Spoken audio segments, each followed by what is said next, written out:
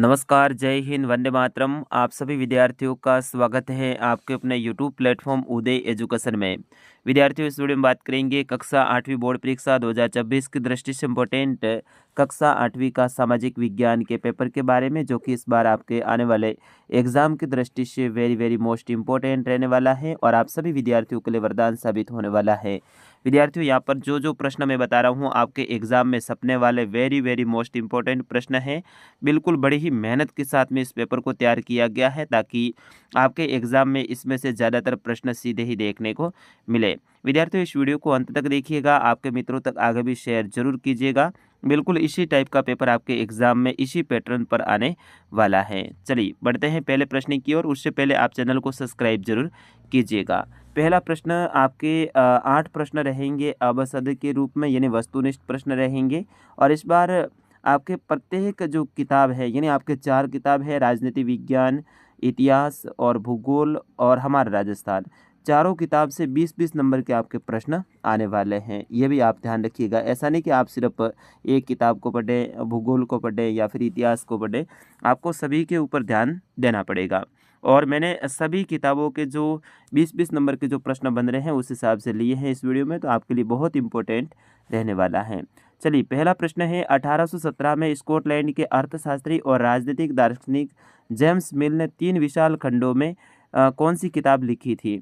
तो विद्यार्थियों, इसका सही आंसर होगा जेम्स मिल ने 1817 में ब्रिटिश भारत का इतिहास किताब लिखी थी। ऑप्शन स रहेगा इसका सही आंसर।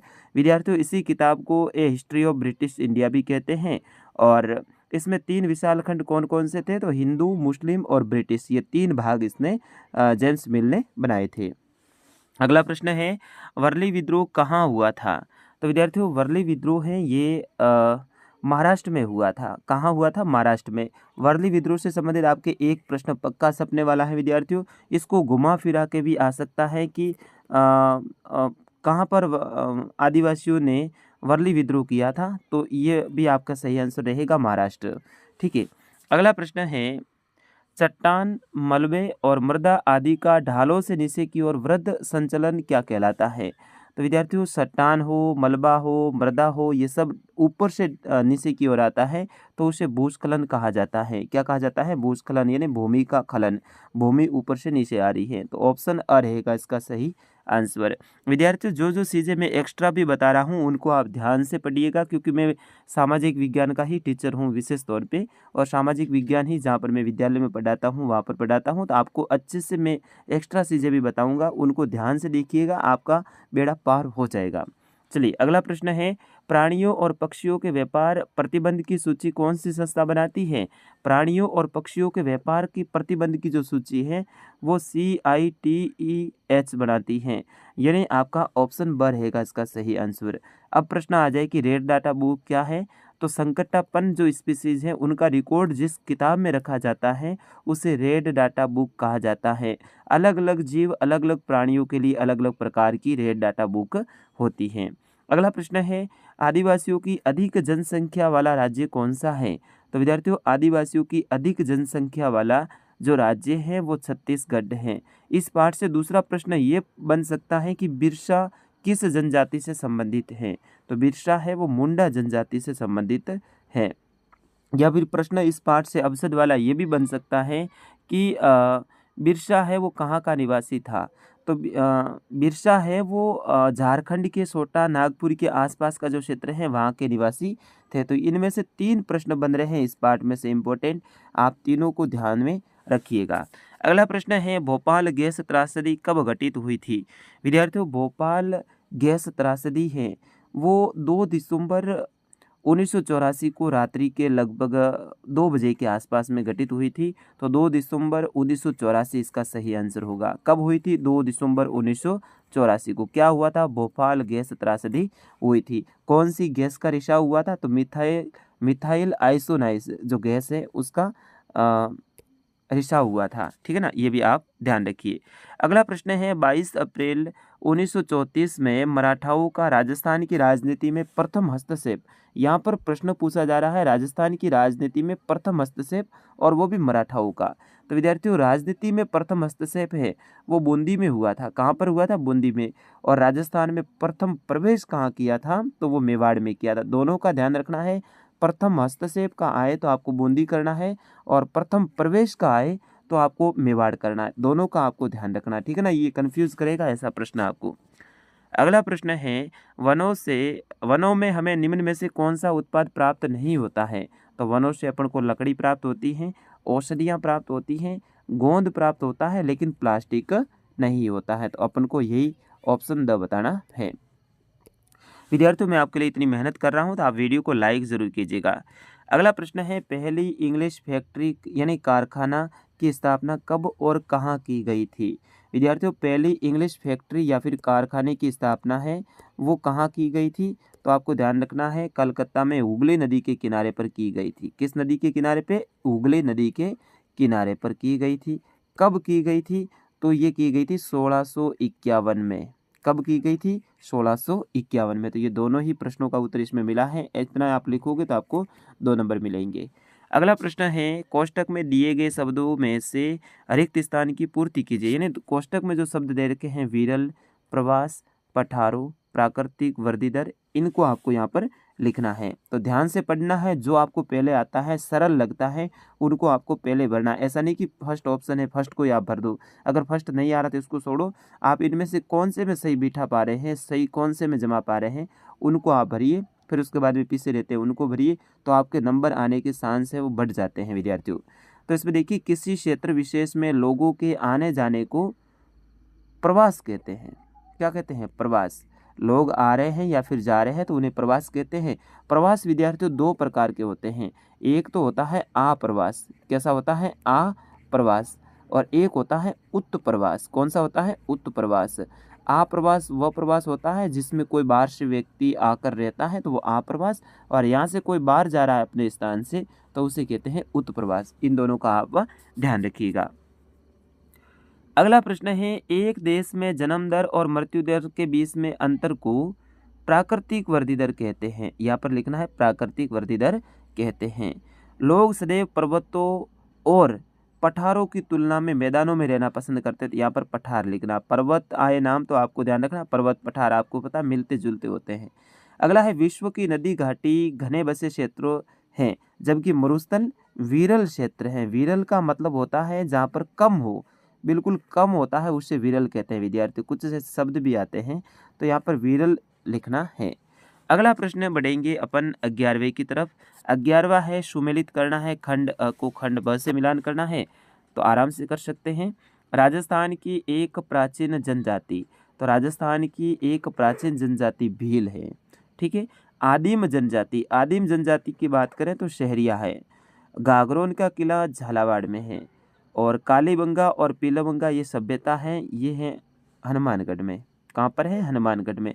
इस तरह से आपको मिलान करना है। अब जनजातियों से संबंधित मैं 2-3 फैक्ट आपको बता देता हूँ। राजस्थान की सबसे प्राचीन पूछे तो आपको भील लिखना है। राजस्थान की सबसे बड़ी पूछे या फिर जनसंख्या की दृष्टि से बड़ी पूछे तो उसमें आपको मीणा करना है। क्या करना है? मीणा करना है। ये भी आप ध्यान रखना, मीणा। और शहरिया जनजाति पूछे कहाँ निवास करती है सबसे अधिक, तो 12 जिले में। कहाँ पर? 12 जिले में। ये भी आपको ध्यान रखना है क्योंकि ऐसे फैक्ट आ सकते हैं। अगला प्रश्न है, निम्नलिखित कथनों को पढ़कर उसके सामने सत्य और असत्य लिखिए। बहुत इंपॉर्टेंट ये प्रश्न है। भारत में मुसलमान तथा पारसी समुदाय को अपनी संस्कृति की सुरक्षा का अधिकार नहीं है, ये असत्य है, क्योंकि सबको अधिकार है, तो ये असत्य हो जाएगा।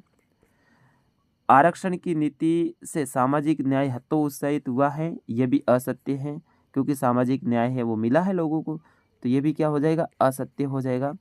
बजट के जरिए सरकार अपने नफ़े और नुकसान का ब्यौरा पेश करती है, सत्य बात है, क्योंकि बजट के जरिए तो ये पेश किया जाता है। और जन सुविधाओं का संबंध लोगों की मूलभूत आवश्यकताओं से होता है। नाम ही इसका जन सुविधा है, तो लोगों की आवश्यकता से संबंधित ही होता है, तो ये भी आपके सत्य हो जाएगा। तो इस तरह से आपको सत्य और असत्य वाले जो कथन है उनको ध्यानपूर्वक 2 बार पढ़ लेना है। 2 बार में समझ में नहीं आए तो 3 बार पढ़िए। समय दीजिए ऐसे प्रश्नों को और फिर आप लिखिए सोच के कि या क्या ये सही हो सकता है या फिर गलत हो सकता है। अगला प्रश्न है प्रश्न 13 से 22 तक। रैयत नील की खेती से क्यों कतरा रहे थे? 2 कारण लिखने हैं। तो रैयत नील की खेती से क्यों कतरा रहे थे? क्योंकि नील की खेती करने के लिए उन्हें अग्रिम ऋण दिया जाता था। इस ऋण में फिर वो किसान है वो खेती करता था। जब फसल तैयार होती थी तो उनकी फसल को सस्ते दाम पर है वो खरीद लिया जाता था और फिर उसके बाद में उनका ऋण है वो ख़त्म ही नहीं हो पाता था, क्योंकि सस्ते दाम में लेते थे तो उनका ऋण जो लिया है वो ख़त्म ही नहीं हो पाता था। फिर दोबारा से ऋण दिया जाता था, नया ऋण, और फिर से नई प्रकार से आपको खेती करनी पड़ती थी। प्लस आप जिस खेत में खेती कर रहे हैं उसके लगभग 70 से 80% यानी बड़े हिस्से में आपको नील की खेती करनी पड़ती थी। बिल्कुल छोटा ही टुकड़ा या फिर छोटा ही भाग आपको मिलता था जहाँ पर आपको अपने जो अनाज की खेती है वो कर सकते थे। और सबसे ज़्यादा जो उर्वर भूमि है जिसमें ताकत ज़्यादा है वहाँ पर नील की खेती करनी पड़ती थी। ऐसे में इसमें मेहनत भी ज़्यादा लगती थी किसानों की नील की खेती करने से, और मेहनत ज़्यादा लगने के कारण जो अपने जो खाद्यान्न फसल है जिसको खाने के लिए काम में लेते हैं उगाते हैं तो उसमें उनको समय नहीं दे पा रहे थे और एक ऐसे जाल में वो फंस जाते थे जो कि कभी बाहर ही नहीं निकल पाते थे। इसलिए रैयत यानी किसान है वो नील की खेती से कतरा रहे थे। अगला है 1765 में कंपनी को बंगाल प्रांत की दीवानी मिलने पे क्या फ़ायदा हुआ? बहुत सारे फ़ायदे हुए। इसमें उनको पूरी भूमि उनके अधिकार क्षेत्र में आ गई, जिसमें अच्छी प्रकार से कपास की खेती की जाती थी। वहाँ के संसाधन उनके नियंत्रण में आ गए थे। उन्होंने अपने किलेबंदी को बढ़ा दिया था, अपनी सेना का विस्तार कर दिया था, टैक्स बढ़ा दिए थे, कई सारे फायदे हुए थे। इनमें से आपको 2 लिखने हैं। अगला प्रश्न है प्राकृतिक संसाधन किसे कहते हैं? प्राकृतिक संसाधनों को कितने भागों में बांटा जा सकता है? उदाहरण सहित लिखिए। तो विद्यार्थियों प्राकृतिक संसाधन वे संसाधन जो कि प्रकृति से सीधे उपलब्ध होते हैं, जिनमें बिना कोई ज़्यादा बदलाव किए अपन उपयोग में ले सकते हैं, प्राकृतिक संसाधन कहलाते हैं। प्राकृतिक संसाधन 2 प्रकार के होते हैं। नवीकरणीय संसाधन, एक तो कौन सा होता है नवीकरणीय संसाधन, और दूसरा होता है अनवीकरणीय संसाधन। नवीकरणीय संसाधन वे संसाधन होते हैं जिनका अपन एक बार उपयोग करने के बाद में फिर से नया बन जाता है। जैसे कि सौर ऊर्जा आज अपन ने उपयोग की कल नई बन गई, जैसे हवा आज अपन ने उपयोग की कल और नई मिल जाएगी। तो ये हो जाएंगे नवीकरणीय संसाधन। अनवीकरणीय संसाधन वे संसाधन होते हैं जिनका एक बार उपयोग करने के बाद में पुनः नया बनने में उसको हजारों लाखों वर्ष लग जाते हैं, तो उसे कहते हैं अनवीकरणीय संसाधन। जैसे कि पेट्रोलियम हो जाएगा, कोयला हो जाएगा, प्राकृतिक गैस हो जाएगा। इस तरह से आपको 3-3 उदाहरण भी दे देने हैं। विद्यार्थियों आपको कोशिश करनी है बड़ा लिखने की ताकि आपको नंबर ज़्यादा आए। आपको किसी भी प्रश्न को खाली नहीं छोड़ना। अगर आपको नहीं भी आता है तो उसमें भी आप तुक्के लगाइए। आपको खाली नहीं छोड़ना, खाली छोड़ने से आपको नंबर कटेंगे। तो नंबर क्यों कटने, आपको 2.5 घंटे मिल रहे हैं तो उसका उपयोग कीजिए, जैसा आ रहा है वैसा लिखिए आप। अगला प्रश्न है संसाधन से आपका क्या अभिप्राय है? एक वस्तु अथवा पदार्थ संसाधन कब बनती है? तो संसाधन वह वस्तु जिसका अपन अपनी आवश्यकताओं के लिए उपयोग करते हैं वह अपने लिए संसाधन होता है। और एक वस्तु या पदार्थ को संसाधन कब बनाते हैं? जब अपन उसका उपयोग लेते हैं, जब उनकी उपयोगिता होती है तब वो अपने लिए संसाधन बनता है। मान लो आपके पास में पेड़ है तो आपके लिए संसाधन नहीं है, अब आप उसका उपयोग कर रहे हैं तो वो आपके लिए संसाधन बन गया। आपके पास में कॉफ़ी जब तक संसाधन नहीं है जब तक आप उसका उपयोग नहीं करेंगे, जब उपयोग करेंगे तो वो आपके लिए संसाधन बन जाता है। तो विद्यार्थी वही होता है संसाधन। अगला प्रश्न है प्राथमिक क्रिया और तृतीय क्रिया में अंतर बताइए। तो प्राथमिक क्रिया जिसमें प्रकृति से जुड़े ज़्यादातर कार्य किए जाते हैं, जैसे कि कृषि पालन, पशुपालन, ठीक है, कृषि पशुपालन वानिकी, ये सब प्राथमिक क्रिया के उदाहरण हैं। इसमें मेहनत ज़्यादातर कम लगती है। जबकि तृतीय क्रियाएं वे क्रियाएं होती हैं जिसको इन प्राथमिक और द्वितीय क्रिया को सेवा क्षेत्र में यानी सेवा प्रदान की जाती है, जैसे कि परिवहन, बैंकिंग, ये सारी सारी क्या है तृतीय क्रिया के उदाहरण हैं। अगला प्रश्न है भारतीय धर्मनिरपेक्षता क्या है? बहुत इंपॉर्टेंट ये प्रश्न है। भारत में धर्म को अलग रखने की अवधारणा को भारतीय धर्मनिरपेक्षता कहा जाता है। भारत में राज्य का अपना कोई धर्म नहीं है, चाहे किसी भी धर्म का व्यक्ति हो उनको समान दृष्टि से देखा जाता है। इस तरह से आपको इसमें लिखना है। अगला प्रश्न है, क्या भारत का प्रत्येक नागरिक न्यायालय के शरण में जा सकता है? तो इसमें आप लिखोगे हाँ, भारत का प्रत्येक व्यक्ति न्यायालय की शरण में जा सकता है।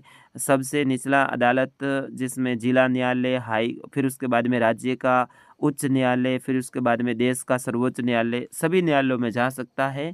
लेकिन गरीब लोग हैं वो न्यायालय की पहुंच तक नहीं जा पाते हैं, क्योंकि गरीब होने के कारण इसमें समय और धन की भी आवश्यकता होती है। ऐसे में गरीब लोग न्यायालय की शरण में ज़्यादातर नहीं जा सकते हैं या फिर नहीं जा पाते हैं, जबकि न्यायालय की शरण में कोई भी जा सकता है, सभी के लिए अधिकार होता है। गरीब लोगों के लिए या फिर ऐसे लोग जो वकील पैसे देकर उपलब्ध नहीं करवा सकता है, उनके लिए सरकारी वकील की भी वहाँ न्यायालय में व्यवस्था होती है। तो आप इस तरह से आप बड़ा लिखने की कोशिश कीजिए। अगला प्रश्न है, बीएलओ के किन्हीं दो कार्यों का वर्णन कीजिए। तो बीएलओ मतदाता सूची में जिनकी उम्र 18 वर्ष या उससे अधिक हो चुकी है उनका नाम जोड़ सकते हैं। दूसरा आप लिखोगे, मतदाता सूची से किसी व्यक्ति की मृत्यु होने पर उनका नाम हटा सकता है। तो इस तरह से आप दो कार्य इसमें लिख सकते हैं। अगला है, कुंभलगढ़ के नवीन परिवर्तित दुर्ग को किसने और कब बनाया? तो महाराणा कुंभा ने बनाया था। अगला प्रश्न है, राजस्थान के किन्हीं दो वृहद उद्योगों का वर्णन कीजिए। तो दो बड़े उद्योगों का वर्णन करना है। एक तो आप लिख लीजिए सूती वस्त्र उद्योग। क्या लिखोगे? सूती वस्त्र उद्योग। और दूसरा लिख देना सीमेंट उद्योग। सीमेंट उद्योग लिख के फिर उसके बारे में थोड़ा सा विवरण आपको लिख देना है। अगला प्रश्न है, स्थानांतरी कृषि क्या है? इस कृषि की प्रमुख हानियां बताइए। स्थानांतरी कृषि वह कृषि होती है जो कि जंगल को काट कर उस पेड़ों को राख के अंदर जलाकर फिर उसकी राख को जमीन के अंदर मिलाकर वहाँ पर खेती की जाती है। कुछ समय तक वहाँ पर खेती करते हैं। जब भूमि की उर्वरक क्षमता समाप्त हो जाती है तो उस जगह को छोड़ के फिर दूसरी जगह पे जाकर फिर ऐसे ही खेती करते हैं, तो उसे स्थानांतरी कृषि कहते हैं। इसकी हानियाँ क्या होती है? इससे वनों का ह्रास होता है, यानी वन है वो नष्ट होते हैं। क्या होता है? वन नष्ट होते हैं, क्योंकि पेड़ों को काट रहे हैं तो वनों का ह्रास होता है। जीव जंतुओं का आवास है वो छिनता जा रहा है। अगला प्रश्न, राजस्थान के मानचित्र में इन स्थानों को दर्शाइए। देखिए मैंने मानचित्र भी आपके पेपर में यहाँ पर शामिल किया है। तो राजस्थान के मानचित्र में श्री गंगानगर विद्यार्थियों ये वाला जिला श्री गंगानगर है। फिर उसके बाद में चूरू, तो ये हनुमानगढ़, और फिर इसके नीचे ये रहा चूरू। ठीक है, चूरू ये जिला है। फिर उसके बाद में राजसमंद, तिलक जैसी जिसकी आकृति है, ये आपका राजसमंद है। और जैसलमेर सबसे बड़ा पश्चिम वाला जिला जैसलमेर है। अब जोधपुर आए तो आपको ध्यान रखना ये वाला जोधपुर है। बाड़मेर आए तो ये बाड़मेर, जालोर आए तो ये जालोर, सिरोही आए तो ये सिरोही, और उदयपुर आए तो ये वाला आपका उदयपुर है। सबसे दक्षिण में ये पर बांसवाड़ा है, ध्यान रखना। और सबसे पूर्व में ये वाला है, ये आपका धौलपुर है। अब कोटा का पूछे तो ये वाला कोटा है, ये बूंदी है, ये बारा है, और ये झालावाड़ है।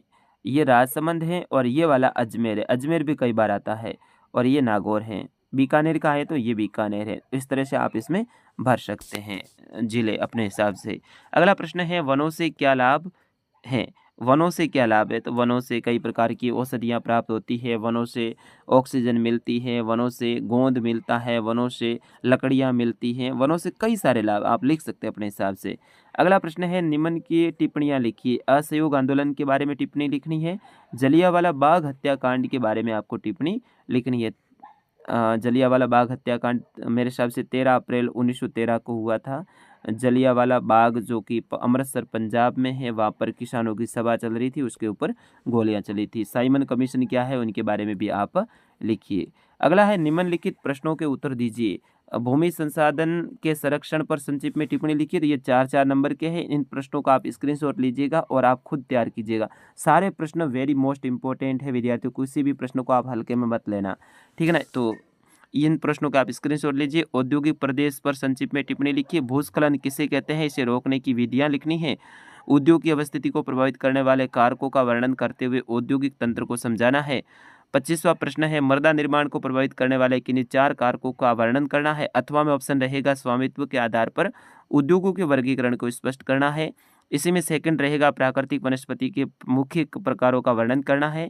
आकार के आधार पर उद्योगों के विभिन्न प्रकारों को स्पष्ट कीजिए। तो विद्यार्थियों इस तरह से ये आपके प्रश्न रहेंगे, इनका स्क्रीनशॉट लीजिएगा एक बार आप और फिर आप अच्छे से याद कीजिएगा। विद्यार्थियों, पूरा पेपर मैंने बड़ी ही मेहनत और शिद्दत के साथ में आपके लिए तैयार किया है। आपने देखा है, हज़ारों की संख्या में इस पेपर को देखेंगे, मुझे पूर्ण आशा है। अब जितने भी विद्यार्थी देखते हैं वे लाइक करके ज़रूर जाना विद्यार्थियों, क्योंकि आपका लाइक मेरे लिए मनोबल बढ़ाने का काम करता है। और साथ ही चैनल को सब्सक्राइब कर देना है, नीचे दे रखा है सब्सक्राइब, वो कर दो। और जो बेल आइकन है ऑल के ऊपर सेलेक्ट करो, हम नया वीडियो डालेंगे उसकी सूचना आप तक पहुंच जाएगी। आप कहाँ से वीडियो को देख रहे हैं तो कमेंट करके ज़रूर बताइएगा। फिलहाल इस वीडियो में इतना ही। आपके अपने सर उदय सर को दीजिए अनुमति। नमस्कार, जय हिंद, वंदे मातरम।